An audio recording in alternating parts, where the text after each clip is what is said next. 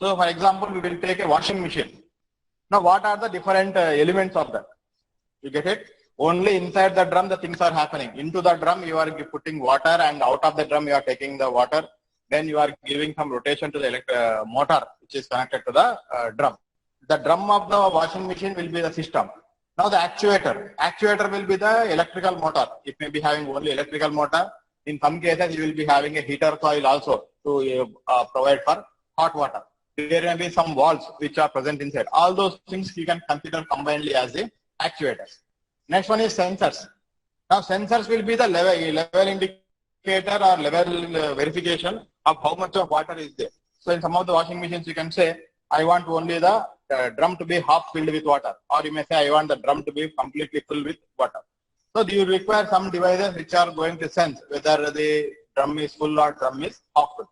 So all these things we can call it as the sensors. Or if the door is not closed properly, and if you want to dry the clothes, then the drum will rotate at very high speed. So your clothes and water may simply follow. So you will be having a sensor to detect whether the door of the washing machine is properly closed or not. So that is also a kind of sensor. So what is a sensor doing? It is collecting the information from the system or from the environment, and it is going to process certain things, and it is giving the signals back to the actuator so that it can manipulate the system. For example, if the door is not closed, a signal is generated indicating the door is not closed. Then that signal will be processed. Then it will say what should happen if the door is open. You have written a program in which it is written, if the door is not closed, it has to continuously beep and the motor should not start. So it will continuously keep on beeping and giving sound so that the user is aware that some issue is there with the machine. Once he comes and closes the door of the washing machine, another signal is generated telling that the door is closed. So again, the software or the logic what you have incorporated, it will operate the signal and it will say, yes, now the door is closed, so we can go for the next step, which is starting of the electrical motor so that the drum is rotating at a very high speed. Now for the electrical motor, we have to supply the power, otherwise it is not going to operate. Now what is the human interface here? Whatever the buttons you are using to control the different settings of the washing machine, those are all the human interface. The LED bulb, whatever is present, which will blink on the screen to indicate the start of a particular process, or the beep sound, what you are getting, all these things we can call it as a different kinds of human interface. Or even in the washing machine on the top, if you are having some screen in which some timing is shown or some error message is displayed, that is also we can call it as a human interface. Now all the calculations or the signal processing, everything whatever is done inside the washing machine, all those things we can combinedly call it as the information processing. In that you are having certain hardware elements, you are having certain relays, you are having certain switches, then you are having certain kinds of calculations that are happening, some logic that is being checked. So all these things will be different aspects of the information processing. So any mechatronic system if you are having, you should be able to identify all these things and what exactly is happening in each of these different elements of the mechatronic system. Now we will see we will try to understand what exactly happens in a camera. So the system will be the photo detector where you are actually capturing the image. That we will call it as a system. Actuators are the different motors which are adjusting the focus and other things. These are the actuators. Sensors means light detection sensors are there which will try to detect the amount of light and they are going to make the corrections. These are some of the sensors. Then human interface are the different buttons and screens which are present on the camera.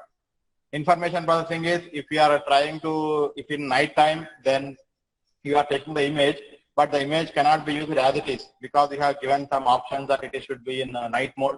Then the image has to be processed according to the options you have given. So you have given night mode means it has to darken the things. If you are given to some other mode means again the whatever image you have captured, it has to be changed and it has to be displayed in a different way to the user. That will be the information process. Next one, if you want to take in a case of a CNC machine, the head stock, the tail stock, and the tool post, where the tool you are holding is, these three we can consider as the system because that is where the actual task of the lathe or any CNC lathe, if you consider, it is being performed. That will be the system. Servo motors of the spindle or maybe the carriage or different motors present to drive it. Yes, correct. Next, what is the sensor? Sensors means we can give examples of sensors as we can have a thermal sensor which will detect whether the workpiece is very hot. If it is very hot, maybe the coolant will be switched on. So this can happen. If the workpiece temperature is exceedingly high and it is about to melt, then the machine will be stopped and the tool will move away from the workpiece. That can also happen. We can have sensors to detect whether the motor is getting overheated or overloaded. If it is getting overloaded, the machine will stop. Then you will be having a sensor which will detect whether the door of the CNC machine is open or closed. That can also be a sensor in the system. So these are some of the important sensors. Now what is the information processing? So whatever the program we are giving as the input to the CNC machine, that has to be converted into appropriate signals for the different actuators. So all those things will be combinedly called as, you can say, as information processing. It is done by using certain hardware which is incorporated with certain software, and there are different devices which are collecting the information. Now whatever the information processing is happening, which may be calculations, which may be conversion of the signals from one kind to another kind, all these things we can combinedly say it as a part of information processing cycle in the mechatronics. So human interface can be the buttons which are present on the CNC machine, the display board, the LCD or LED monitor which is present. All these things you can call it as a human interface. So in this way, it is possible to break down a given system into its subsequent into its subcomponents, and we can categorize them into any one of the elements. It may be actuator, it may be system, it may be a sensor, it may be a human interface component, or it may be part of the information processing. So this is very important to understand, because we should be able to, if you want to make certain improvements, we have to see in which area we have to make the improvements. So that is again very important.